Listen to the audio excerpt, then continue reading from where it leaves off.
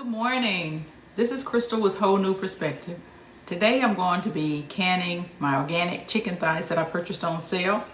I wanted to bring you along with me and show you how I can them. So the first thing that I want to talk about is my pressure canner. I have a Presto 23 quart pressure canner, and because I'm going to be canning in quart jars, it will hold 7 quart jars. One of the things I do when I start to can is I get out my manual for my canner, and I read it every single time. I've been canning for over 10 years, and I still pick up my manual, instruction guide, and I read it. So the first thing it talks about is making sure that your pressure canner is clean and that it's ready, no chips or anything like that. And so I've done that already. Pressure canner is good. You want to look at your lid for your pressure canner. Make sure that your seal is fine. I've done that. I've checked my seal. I check it before I put it away, and I also check it before I start to pressure can. And then you want to talk about this valve. This is where your steam comes through, and so you want to make sure that it's also clear. So you want to be able to see through it. And so if you can see through it, it's clear and it's ready for the steam to be released. If not, you have to make sure that you clean this out before you use it. And it's really that simple with the pressure canner. Now it also talks about your range and your range top. If you have a smooth top, then you need to consult the manufacturer of your range. I do have a smooth top, and on my smooth top, my manufacturer does say that I can pressure can, but I'm just not willing to take that risk. And so when I first started pressure canning, I bought this. It's a portable cast iron range by Cadco. And I've been using it ever since, and it works out just fine for me. Again, it's portable cast iron. And so it maintains its heat, and it does what I need it to do while I'm pressure canning. And as I said, have I had any issues? So I've already loaded 5 of the jars. I'll bring you closer and show you, and then I'm going to show you what I do with the last 2. And I still have my manual out, and it tells you to follow your recipe book. And so then I just use this Ball Complete book of home preserving. And I go to the page, in my book is page 398, and it talks about chicken, duck, goose, turkey, or any type of game, birds. It tells you to prepare your weighted pressure canner. And I didn't talk about the weights, but these are the weights. The way it reads, this is 5 pounds of pressure. Each of these rings are also 5 pounds of pressure. So this would be my 10 pounds of pressure and 15 pounds of pressure. So my canner is already prepared. The next thing that I need to do is make sure that the meat is prepared and ready. And so I've already done that. I've washed my jars. And the other thing I want to talk about your jars is to make sure that your jars don't have any cracks on them. You don't want any chips, cracks, or anything. Even your brand new jars can have chips and cracks. So just check them. Make sure that they don't have any on them. Now, with the new ball lids, these have been out for a while, the sure tight lids. But you don't need to boil them like we used to boil them. So you just want to make sure that they're nice and clean. Don't boil them. And then just have your lids ready also. So then I'm just going to go ahead and pack my jars with my meat. And I've already started. And I can get about 4 or 5 pieces of chicken in here. What I will tell you is, usually my thighs, when I purchase thighs, I purchase boneless, skinless thighs. But these were a great deal, and I could take the skin off, but I'm gonna go ahead and keep the skin on. I wanna see what it does with the skin on. I know that it will create a lot more broth. Normally I do have to add my broth. And so that's 5 pieces.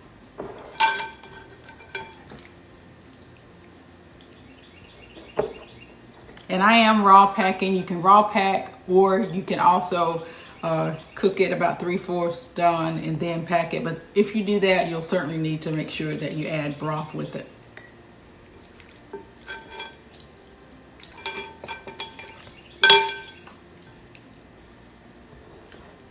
As I said, I was able to fit 4 or 5 pieces in each one. So this one I'm just gonna stick with the 4 pieces. Now I'm gonna go wash my hands and I'll come back and show you what I do from there. So I'm back from washing my hands.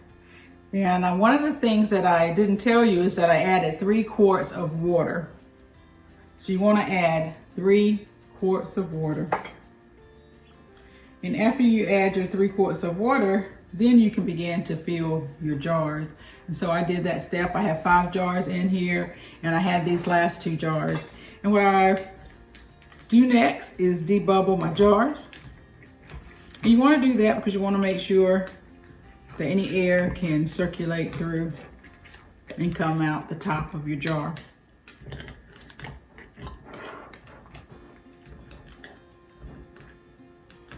And then for this, you want it to be an inch away from the top, no higher. And when I use my little debubble tool, I know that this is 1 inch. And so I just put it there, and I know that that's 1 inch. Next step you want to do that's very important is to have some white vinegar.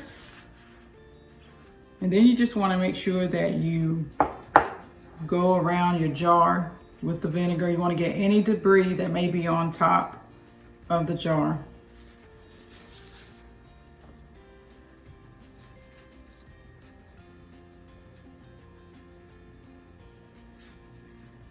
Now that I've done that, I'm going to take my lids.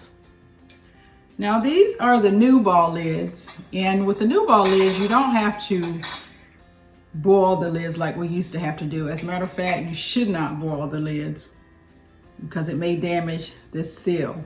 And so you just want to wash them, make sure that they're clean.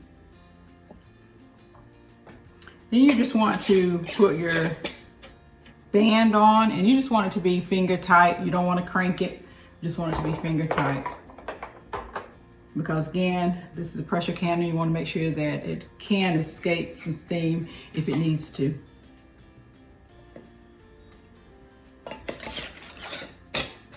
Now I haven't turned my range on, but I'll do that once I get everything set up. This tells you how to align it.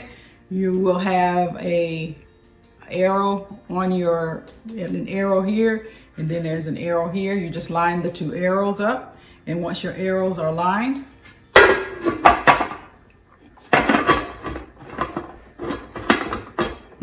I need to come around to see what I'm doing. So once your arrows are lined, then you just close it. And I know that it's closed and it's secure. The handles are lined up. And then I'm going to turn on my canner. I'm going to turn my electric range on. I'm sorry, cast iron range. It is electric. And I'm going to turn it up to high. And once the steam starts to escape, it's going to need to vent. It's called venting. It's going to need to vent for 10 minutes. So once it starts to vent, I'm going to turn my timer on, and I'm going to allow it to vent for 10 minutes.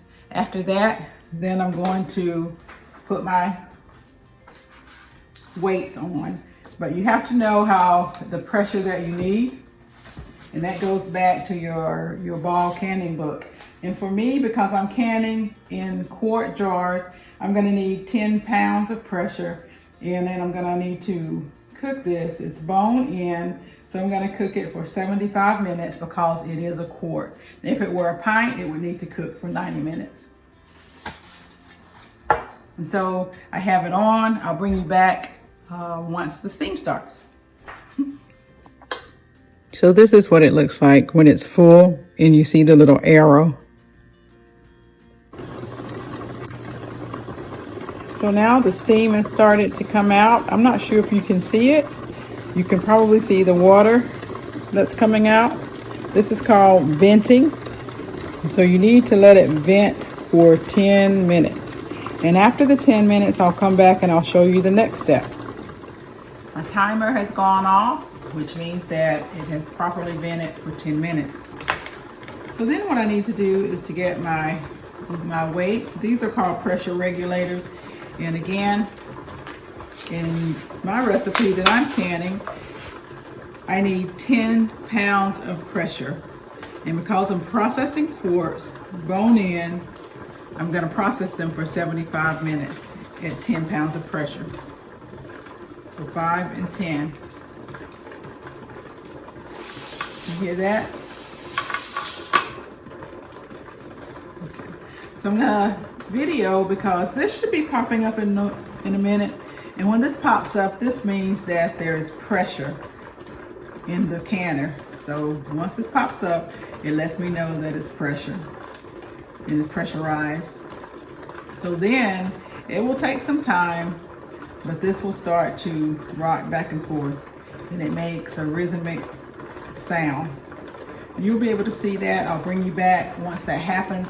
I'm gonna see how long it takes for this to pop up. It should be pretty quick because I did turn my stove all the way up. I just did that. So you probably can see steam coming out of it. So the pressure is definitely building up. And it sounds like it's getting ready to pop up. I'm not sure if you can see the water, but it has the water around it and it should be ready to pop up any moment. And then once that happens, it'll take some time for it to start to regulate or rock back and forth.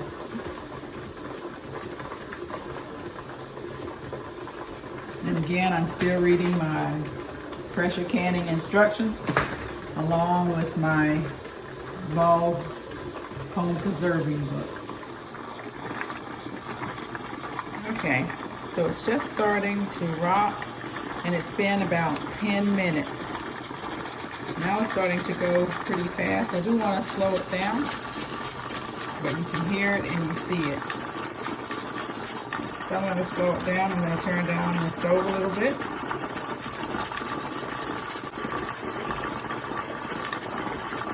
Again, you want it to be a slow or rhythmic pace.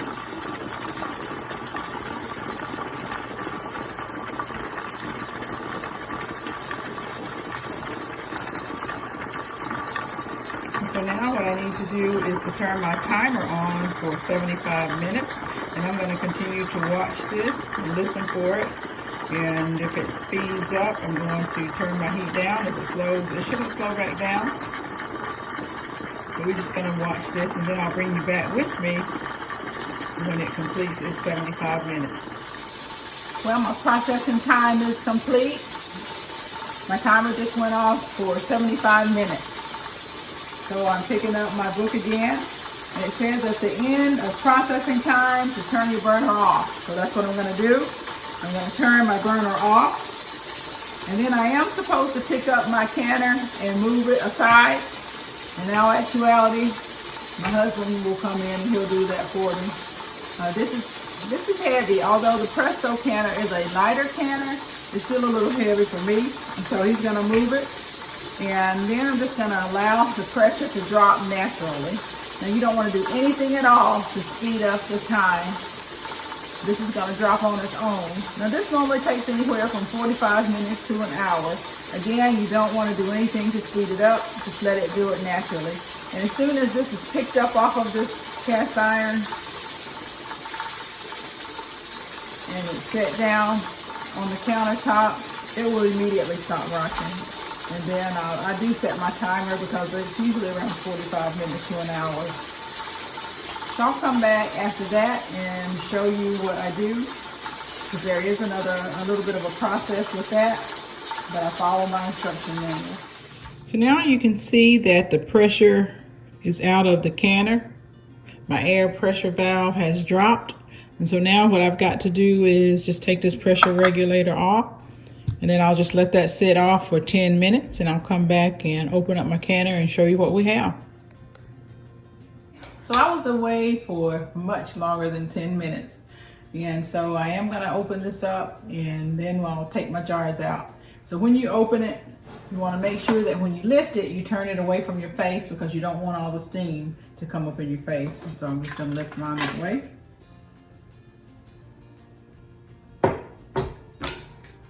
Looks good. And here you go.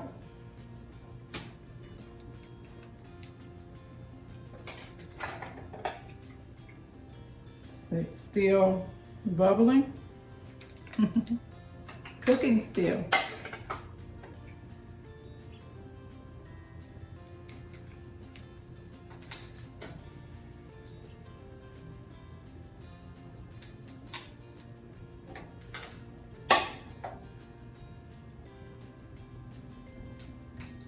All of them are still intact. See, they didn't have any breakage. Let's see. I'll bring this one up.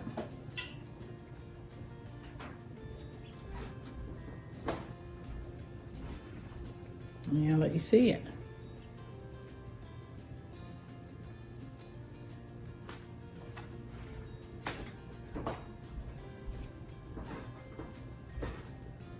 So this is just how I preserve my chicken thighs. Really would encourage you to do your own research, get your books, go online to your extension office, and just look at the different recipes.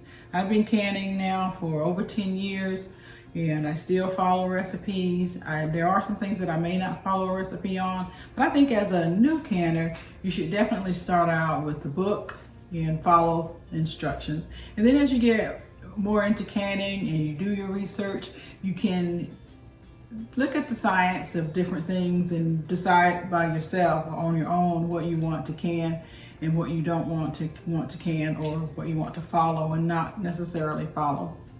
So this has been a day of canning my chicken thighs. I still have more to can, so I'm gonna get ready and get going with that.